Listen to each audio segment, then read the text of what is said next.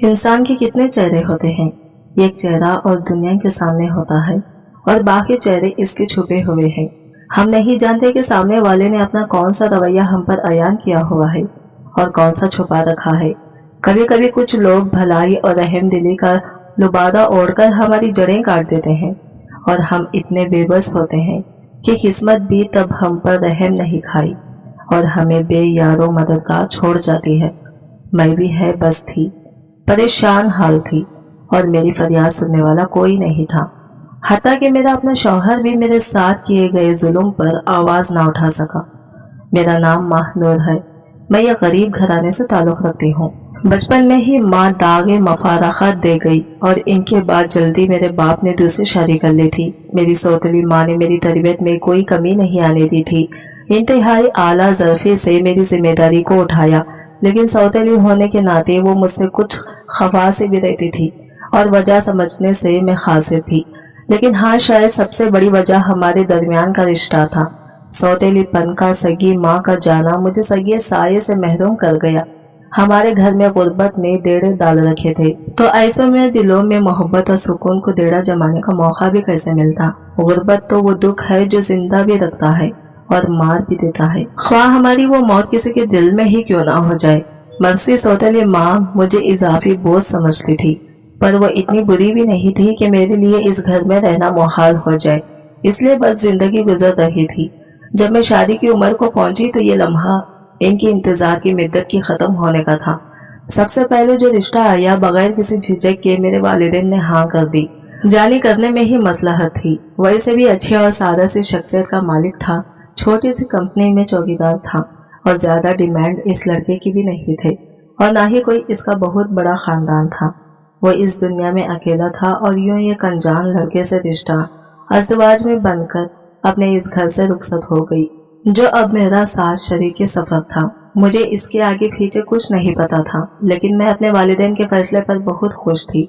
मुझे लगता था मेरे वालिदैन ने अगर मेरे हक में यह फैसला किया है तो गलत बिल्कुल नहीं किया होगा, और इसी में मेरी सौतेली माँ के दिल में मेरे लिए रंजिश खत्म ना भी हो सकी तो कम तो जरूर हो जाएगी। मेरा शौहर बहुत अच्छा था, मेरा ख्याल भी बहुत रखता था। इतना खुशहाल तो वो भी नहीं था, लेकिन फिर भी जो कमाता मेरे हाथ पर लाकर रखता था, मैं इसी में बहुत खुश थी।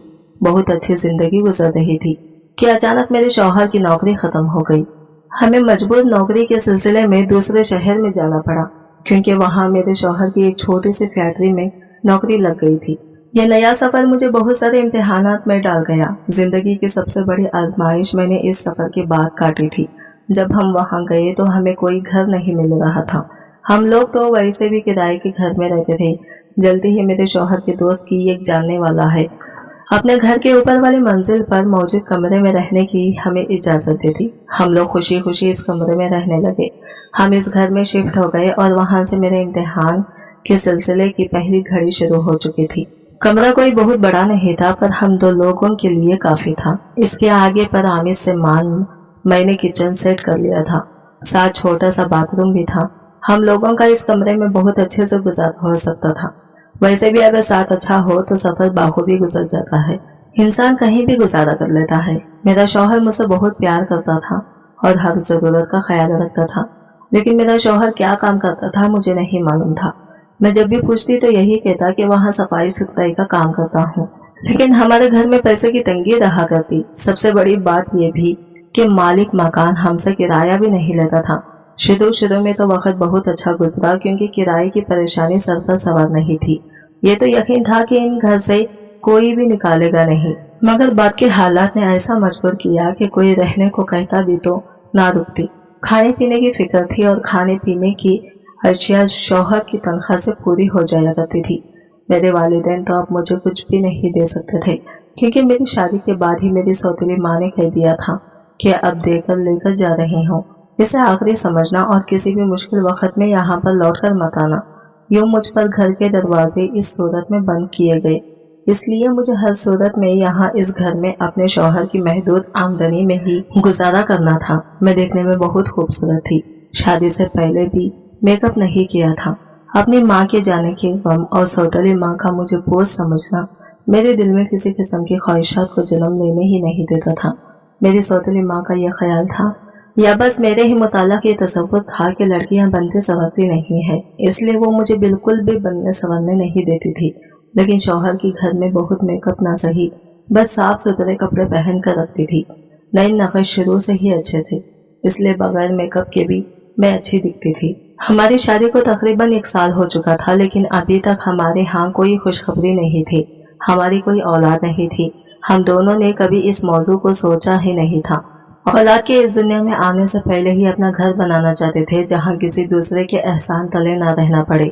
इस घर में हमें शिफ्ट हुए 1 महीना हो गया तो थोड़ा पास पड़ोस के खवातीन से मेरी अच्छी सलाम दुआ हुई। एक दिन मालिक मकान की बीवी के साथ सब्जी लेने के लिए जा रही थी। एक दफा मेरा मालिक मकान से आमना सामना हुआ। वो बहुत ही अजीब अजीब नजरों से मुझे देख रहा था। मुझे इसकी नजर से उलझन हुई, मगर मैं इसकी बीवी के साथ आगे बढ़ गई। मैंने इस बात को अपना वहम समझकर सर झटक दिया। बस ख्याला से यूं ही पीछा छुड़ाया जाता है, लेकिन वो अगर हकीकत बनकर सामने आ जाए तो नतीजा होते खौफनाक निकलता है। मेरा वहम भयानक हकीकत की सूरत में मेरे सामने आ खड़े हुए और मुझे किसी अनहोनी से डराने के इशारे मिलना शुरू हो गए। इस दिन के बाद से जब भी मालिक मकान के सामने आती तो वो बड़े ही अजीब और गरीब अंदाज में मेरी तरफ देखता। इसका इस तरह देखना मुझे बहुत बुरा लगता। मुझे इसकी नीयत कुछ ठीक नहीं लग रही थी। मेरी हिफाजत के लिए सारा दिन मेरा शौहर मेरे पास नहीं होता था, इसलिए मालिक मकान को लेकर मुझे बहुत फिक्र हो रही थी। लेकिन यह बात मैं अपने शौहर को बताकर इसे परेशान नहीं करना चाहती थी। लेकिन बाज़ बातें आगाज में ही कह दी जाए तो बाद में मुश्किल उठानी नहीं पड़ती। खैर, होने को कौन टाल सकता है। वो पहले से ही परेशान था, इसे मजीद परेशान करना मुनासिब ही ना लगा। हमारे वाशरूम में पानी ठीक से नहीं आता था।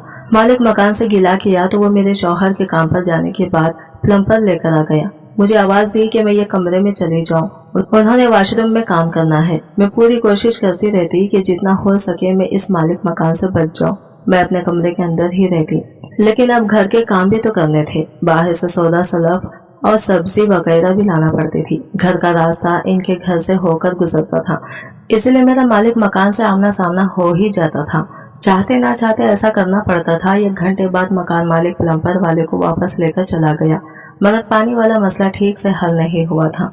अब हर दूसरे दिन मकान मालिक मेरे शौहर के जाते ही प्लम्बर को लेकर आ जाता और आते जाते वक्त इसने मुझ पर फिक्रें भी छा लेना शुरू कर दिए थे। मुझे लगता था मामला मेरे हाथ से निकलता जा रहा है। जब तक मैं बर्दाश्त कर सकती थी मैंने बर्दाश्त किया। जितना इसको नजरअंदाज कर सकती थी मैंने नजरअंदाज किया। अगर वो मुझे कुछ बोलता भी था तो मैं इसे भाई कहकर जवाब देती ताकि इसे शर्म आ जाए। लेकिन लगता था इस इंसान में शर्म बिल्कुल नहीं थी, ढीठ बना हुआ था।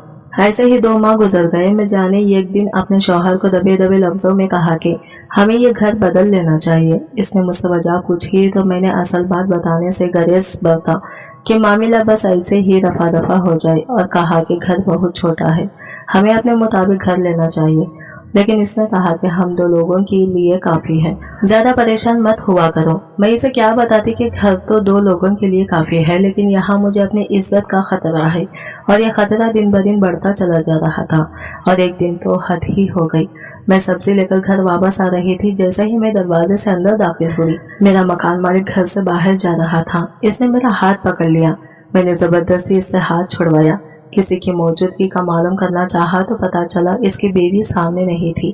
शायद इसीलिए इसने इतनी हिम्मत की थी, जिस पर मुझे अपने शौहर को बताना बहुत जरूरी हो गया था। इस शाम को मैंने अपने शौहर से कहा, मालिक मकान की नजरें ठीक नहीं है, मुझे वो आदमी ठीक नहीं लगता। अच्छे काम थोड़ा खा लेंगे, गुजारा भी होता रहेगा, लेकिन हमें इस घर से जाना ही होगा। मेरे शौहर ने कहा, हम इस घर से नहीं जाएंगे, मैं दूसरे घर का खर्चा नहीं उठा सकता। अगर हम लोग इस घर से गए तो शायद हमें भूखा रहना पड़े, फाका करना पड़ेगा, मुश्किल हालात का सामना करना पड़ेगा। इसकी वजह यह है कि इस शहर में छोटे छोटे घरों की भी बहुत ज्यादा किराए हैं। अगर महीने की तनख्वाह किराए में दे देंगे तो खाएंगे कहाँ से। इसलिए हमें इस घर में रहना होगा, क्योंकि मालिक मकान किराया भी नहीं ले रहा और ना ही हमें बिल वगैरह की कोई टेंशन है। बाजी दफा कोई भलाई करे और इतनी करे तो तब भी शक पर हो जाता है, क्योंकि इस दौर का तकाजा है कि आंखें और कान खुले रखे जाएं। इसलिए मैं जो कमाता हूँ वह अपनी जात पर हम लगा सकते हैं। मैंने इसे कहा कि लेकिन यहाँ जो इज्जत का खतरा है, मालिक मकान हर दूसरे दिन प्लम्बर को लेकर आ जाता है, मगर वाशरूम का मसला अब तक हल नहीं हुआ। मेरे शौहर ने कहा कि पानी वाले सारे पाइप खराब हैं, मकान मालिक सारे पाइप नए लगवा रहा है, इसलिए प्लम्बर को रोजाना लाना पड़ता है। इसलिए तुम फिक्र मत करो, तुम ऐसा करो, ज्यादातर अपने कमरे में रहा करो। मुझे इस वक्त शदीद गुस्सा आया कि मेरा शौहर कैसा है जो मुझे एहतियात करने को कह रहा है, लेकिन इस घर से जाने को तैयार ही नहीं है। लेकिन जब मेहरानी के लिए बैठकर इनकी सारी बातों का तजुर्बा किया तो मुझे एहसास हुआ कि मेरा शौहर ठीक कह रहा है। हमारी इतनी हिम्मत नहीं है कि हम घर का किराया बिल वगैरह भी दें और महीने का राशन पूरा करें। इस सूरत में हमारा यहाँ रहना हमारे लिए मजबूरी है। ये बात मालिक मकान भी जानता था, इसलिए हमारी मजबूरी से फायदा उठाने का सोच रहा था। लेकिन मैं इसे मजबूरी से फायदा नहीं उठाने दूंगी, मुकम्मल एहतियात करूंगी और सख्त जवाब दूंगी। मुझे इस बात की तसल्ली थी कि मैंने अपने शौहर को पहले ही बता दिया कि अगर खुदा न खास्ता कोई और ऊंच नीच हो गई तो इससे पहले से मालूम होगा। लेकिन दिन ब दिन मालिक मकान की बदनीयत बढ़ती जा रही थी। अब आते जाते अगर मैं सामने नजर आ जाती तो कोई न कोई फकरा उछाल देता। मुझे इसकी हरकतें बिल्कुल भी अच्छी नहीं लगती थी। मेरी सौतेली माँ बड़ी सख्त थी, मगर इसने मेरी तरबियत अच्छी की थी, इसलिए मेरी तरबियत इजाजत नहीं देती थी कि मैं इस तरह के बंदे के साथ जरा भी नरमी बरतूं। लेकिन इसके साथ नरमी बरतना मैं मजबूरी थी, क्योंकि हम लोग इस घर में रह रहे थे और वो भी बगैर किराया दिए। वो तो जैसे मुझ पर अपना हक समझ रहा था। बल्कि कभी कभार तो रात को जब मेरा शौहर काम से वापस आता तो वो भी ऊपर आकर बैठ जाता। बेज़ाहिर तो मेरे शौहर से बातें करना इसकी नजरें मेरे साथ साथ घूम रही होती थी। घर इतना आरमा नहीं कि इसकी नजरों से कहीं छुप जाती। शायद मेरे शौहर को भी इस बात का डर था, लेकिन इसने कभी अपनी बातों से यह एहसास नहीं होने दिया कि इसे यह बात नागवार लग रही है। इसलिए इसने तकरीबन एक हफ्ता यही रोश अपनाए रखी। एक दिन जब मालिक मकान घर आया और मेरे शौहर भी घर पर मौजूद नहीं थे, इसे देखकर तो मेरे पैरों तले से जमीन निकल गई, क्योंकि इसकी बीवी कुछ दिन के लिए मैके रहने चली गई थी। मेरा शौहर काम पर गया था, इसलिए आराम से मैं बाहर धूप में बरआमदी में बैठी हुई थी। अचानक मकान मालिक आज फिर प्लम्बर को लेकर आ गया। मुझे आवाज दी कि मैं कमरे में चली जाऊं। मैंने कमरे में आकर अंदर से कुंडी लगा ली। वो जब भी आता मुझे इससे डर लगा रहता। 1 घंटे बाद इसने आवाज दी कि हम जा रहे हैं, बाहर आकर वॉशरूम में पानी चेक कर ले। अब पानी वाला मसला हल हो गया है। इसके जाने के 5 मिनट बाद मैं बाहर निकली और जैसे ही वॉशरूम में कदम रखा तो अचानक से मालिक मकान ने मेरा हाथ पकड़ लिया। इसको वहां देखकर मेरे कदमों तले से जमीन निकल गई। मैं इसकी मिन्नत करने लगी कि वह खामोशी से चला जाए। मैं किसी की बीवी हूँ, किसी की इज्जत हूँ। वो खुद भी तो शादीशुदा है, लेकिन इससे ज्यादा मुझे अपने शौहर पर गुस्सा रहा था, जिसकी वजह से आज मुझे ये दिन देखना पड़ रहा था। सिर्फ इस वजह से कि वो हमसे घर का किराया नहीं लेता था, लेकिन आज इसने तो इतने महीनों का किराया सूद समेत मुझसे वसूल कर लिया था। मैं इस बंदे का कुछ नहीं बिगाड़ सकी थी। वो मुझसे ज्यादा ताकतवर था, इसलिए मैं चीख चीख कर खामोश हो गई थी। लेकिन जब इसने मुझे रोते हुए देखा तो मुझे एक ऐसी बात बताई जो मेरे पैरों तले से जमीन निकलने को काफी थी। सारी हिम्मत जमा करके इससे कहा, ऐसा कुछ नहीं है, तुम बकवास कर रहे हो। लेकिन इसने कहा, मुझे बकवास करने की क्या जरूरत है, तुम खुद अपने शौहर से तो ये बात पूछ लेना। इसने इतने एतमाद से दावा किया कि मेरे पास बोलने को कुछ नहीं था। वो अब चला गया, लेकिन मैं खुद को नामहफूज रखने के बावजूद भी जिंदा थी। जो कुछ अब वो मुझे कहकर गया था, इसने मेरी रूह पर जख्म लगा दिया था। मुझे इसकी बात पर किसी सूरत यकीन नहीं आ रहा था, लेकिन जब मैं सोचने बैठी तो मुझे इसकी बात किसी न किसी हद तक ठीक भी लग रही थी। जैसे जैसे मुझे इसकी बात ठीक लग रही थी, मुझे अपने शौहर से शदीद नफरत हो रही थी। कोई आदमी इतना से गिर सकता है, इस बात पर तो मुझे बिल्कुल यकीन नहीं आ रहा था, लेकिन मुझे हर सूरत इस बात की तह तक पहुंचना था। शाम को जब मेरा शौहर घर आया, मेरी हालत देखकर वो परेशान हो गया। इसने पूछा कि ये सब क्या है। मैंने इसे बताया, वही जो तुम चाहते थे। तुमने ही मालिक मकान को इजाजत दी थी कि वो मेरी इज्जत से खेले, कि तुम्हें तो औलाद चाहिए थी, तुम खुद वो पैदा नहीं कर सकते। ये बात मुझे मालिक मकान बता कर गया था। मेरी बात सुनकर मेरे शौहर का रंग उड़ गया, लेकिन हैरत की बात तो ये थी कि इसने न सिर्फ इस बात को कबूल किया, बल्कि मेरी बात सुनकर खामोशी से उठकर नीचे की जानिब चला गया। मैं इसका इंतजार कर रही थी कि वो वापस आएगा, पर मुझे सच बताएगा, चूंकि मेरे दिल के किसी गोशे में यह बात जरूर थी कि मेरे शौहर गलत नहीं हो सकते। मुझे इसके साथ रहते हुए इतना अरसा हो गया था, मैंने इसके किरदार में कोई खोट नहीं देखा था। फिर ऐसा कैसे मुमकिन था कि वह ऐसा करने को कहता? जो बंदा किसी औरत की तरफ नजर उठाकर भी ना देखता हो, वो बीवी के साथ ऐसा कैसे कर सकता हो? बहुत देर हुए के बाद भी मेरा शौहर नहीं आया तो मैं अपनी हिम्मत जमा करके कमरे से बाहर निकली, लेकिन इतनी हिम्मत नहीं थी कि मैं नीचे जाकर इसके बारे में पता करती, क्योंकि इस बंदे का सामना करने की मुझ में दोबारा हिम्मत नहीं थी। शाम से रात हो गई, लेकिन मेरे शौहर का कुछ पता नहीं था। सारी रात मेरी आंखों में गई, पर मेरा शौहर वापस न आया। इसका फोन मुसलसल बंद आ रहा था। अब मुझे ज्यादा परेशानी लाहक हो गई थी। सुबह जब मैंने मालिक मकान के काम पर जाने के बाद घर से बाहर कदम निकाला अपने शौहर की तलाश के लिए, लेकिन मेरे शौहर का इस मोहल्ले में कोई दोस्त नहीं था। जाती तो किसके पास जाती? पता करने मालिक मकान की बीवी घर पर नहीं थी। मालिक मकान से मैं मकान की बीवी घर पर नहीं थी। मालिक मकान में कुछ पूछ नहीं सकती थी, इसलिए वापस आ गई, क्योंकि छत के अलावा कोई ठिकाना भी नहीं था। मुझे यही बैठकर अपने शौहर का इंतजार करना था, और मेरे हिस्से में दिन रात का इंतजार बचा था, जो मैं सब्र के घूंट पीकर कर रही थी। शौहर को गए हुए 3 दिन गुजर चुके थे। इसका कुछ अता पता न था। इसके बाद ना ही मालिक मकान आया और ना ही इसने आकर मुझसे सरसरी बात की। तीसरे दिन मालिक मकान की बीवी घर आई। मुझे देखा तो मैं बुखार में तप रही थी। इसने मुझसे पूछा, तुम्हारा शौहर कहाँ है? दवाई वगैरह क्यों नहीं ली? मैं इसे क्या बताती, लेकिन मैंने इसे सच बता दिया कि वो 3 दिन से पहले गया था, मगर अभी तक वापस नहीं आया। वो ये क्या हैरान हुई बोली कि तुम कैसी बीवी हो, 3 दिन से हाथ पर हाथ धरे बैठी हो। तुम्हें तो अब तक गुमशुदगी की रिपोर्ट दर्ज करवा देनी चाहिए थी। मैं इन्हें क्या बताती कि मेरे साथ तो कोई भी नहीं है कि मैं जिसके साथ जाकर रिपोर्ट दर्ज करवाऊं। मालिक मकान की बीवी की फितरत अच्छी थी।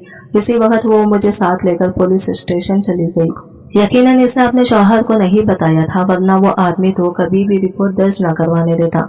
ये बात तो वो भी जानता था कि 3 दिन से मेरा शौहर घर नहीं आया, लेकिन इससे आकर ना ही मुझसे पूछा और ना ही मेरे शौहर के बारे में कोई रिपोर्ट दर्ज करवाई।